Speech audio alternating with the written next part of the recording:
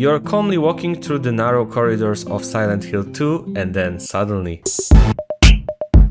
Honestly, when I started my journey with Silent Hill 2, I accepted that I'd probably never finish this game. What inspired me to try was that Polish studio was making it, and many people praised how well the sound design was done. Unfortunately, I never played the original Silent Hill games, and I only know the story from the movies. And while that intrigued me, my relationship with horror games is pretty clear and well defined. As long as I can fight back against the challenges the game throws at me, I'm willing to play it. Because in my eyes, horror games can be split into two categories. Those where you have agency and those where you're just a powerless observer. There are plenty of great examples on both sides, with strong competitors in each category. Let's say you've played Amnesia or the Outlast series. In both games, you're completely defenseless, and your role is basically to hide in corners or run away until you can reach the next stage or solve a particular puzzle. That's why in Outlast, the farthest I ever got was the part where I had to run and hide from an enemy while also solving a puzzle that would let me move on. That's exactly why I watched games like Outlast or Soma on YouTube instead. I get absolutely no joy from endlessly running around on the verge of a heart attack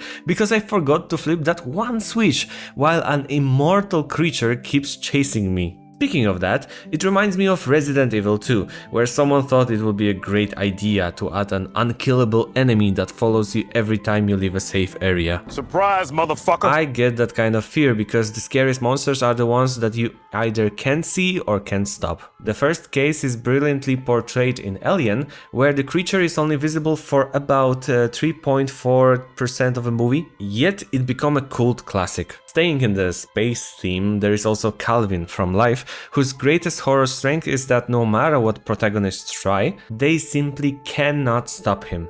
Games, however, are more interactive than movies, so when I play them, I expect to be able to react to what's happening around me. Say what you want about Silent Hill 2, but except for small story moments, you can practically always fight back. There are different types of enemies, so combat can even be optimized. You can always use specific tactics to save ammo. But still, if you want to unload an entire magazine into someone, you can be sure that monster is going to feel it. That approach to fear, giving you the tools to fight back, is exactly what made me finish Resident Evil 7 and Village. Sure, there are some helpless puzzle moments, like that horrible baby segment that really messed with me. Especially since I played in VR and I consider it to be like the most scary moment in all video games. But what matters most is that after every stealth section, you can go back to joyfully killing monsters that never should have existed. And Silent Hill 2 does that perfectly. Aside from short story scenes, the game never takes away your ability to defend yourself. It's built around solving puzzles while feeling constant fear and danger. But for a game that makes you face your monsters, there aren't really many opponents with faces. Enemies usually appear in unexpected spots, teaching you how to check every wall just in case. Yet they're rarely where you expect. All that's left is paranoia that some creature will suddenly jump out. And the game exploits that to the fullest. That's where smart level and sound design kicks in. Every enemy encounter is preceded by that iconic radio static.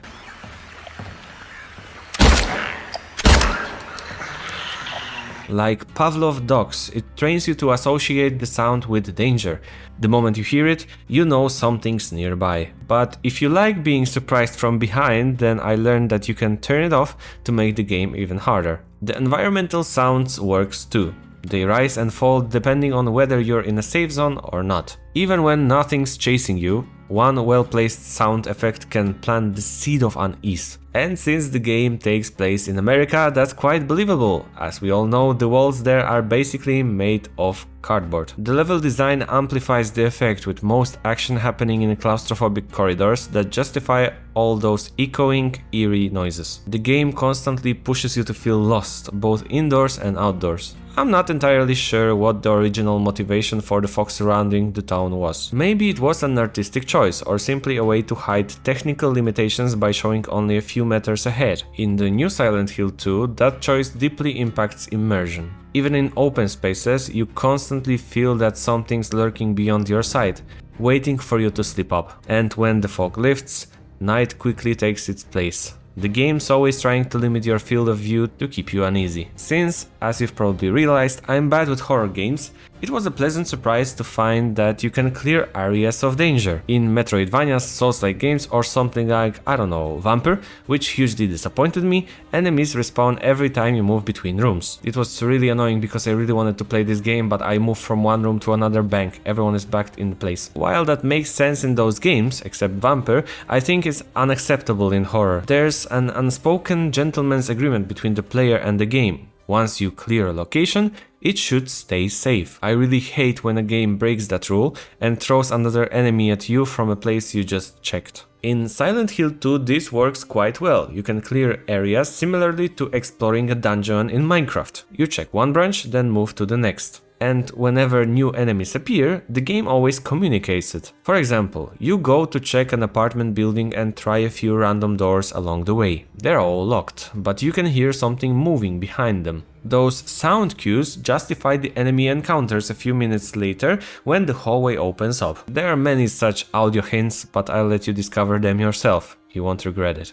Besides optimizing your run through ammo management, there's also the option to play more pacifistically, relying only on melee weapons or avoiding combat entirely. Honestly, there was only one moment in the game where I decided to completely ignore the monsters because I knew exactly where I had to go and that I'd be safe there. But after playing through most of the game, I realized that there are plenty of monsters where that strategy works, though maybe it goes against the spirit of horror. You know, you're meant to be scared, terrified and shit. If you watched my previous videos, you know I value stories most in the games. But I've gotten to the point. You should know this too. And I get really triggered by childish plots that exist only to justify mechanics. That's why I was pleasantly surprised to realize Silent Hill 2 tells its story in a way that's not just interesting, but truly engaging. Anyone familiar with the 5 stages of grief will perfectly understand Silent Hill's 2 narrative. James's arrival in Silent Hill is itself a denial. So first stage. He says he received a letter from his wife, Mary. As the story progresses, the monsters become increasingly brutal, personified by Pyramid Scheme Guy, whatever. A symbol of self-punishment and rage. James tries to bargain with fate by repeatedly saving Maria, who appears partway through the story. After many hours we reach the hotel, the most depressing setting, especially during the final act. That's the penultimate stage of grief.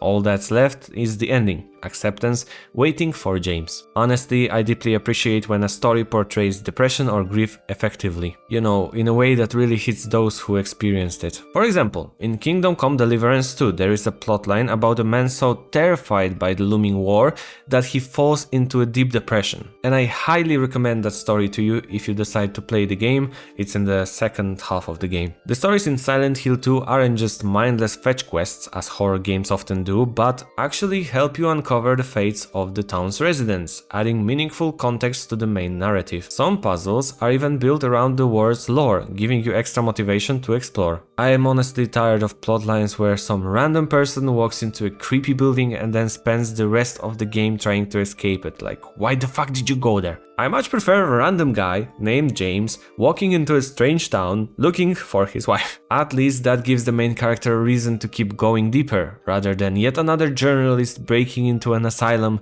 just because, well, why not? Silent Hill 2 showed me that you can scare people with more than just jump scares or unstoppable threats. Building the right environment is the key to deepening the psychological layer of psychological horror, and too many psychological developers forget that second psychological word and just focus on the horror instead of psychological. If the story is well built, even one sentence at the climax can send a shiver down your spine. Or unstoppable threats. A great example is the Twilight Zone, but that's a topic for another video. Or if you want something newer, Black Mirror and that chilling ending line, "They were kids, Kenny." Silent Hill 2 manages to build its narrative strength in the same way, to the point where I actually looked online to check whether the final boss fight would make me run around helplessly, avoiding obstacles, because I saw that game is building up to this moment, but it never happened, and I could joyfully empty my entire magazine into that bastard. I'm not saying Silent Hill 2 does everything perfectly, especially compared to the original, but focusing on atmosphere-driven fear instead of cheap jump scares, boo, is a real step forward compared to games like Outlast or Amnesia. Not only did it motivate me to complete the game, but I also finished recently Silent Hill F to see how different it feels from a part 2. And that's all from me. Do you share my approach to horror games, or do you prefer titles where you're just a helpless observer? The comments are yours. Don't forget to leave a like, subscribe, and whatever you would like. Thank you to everyone who supports my channel. May your horrors be gentle. Thanks for watching, and I'll see you in the next video. For now, bye bye.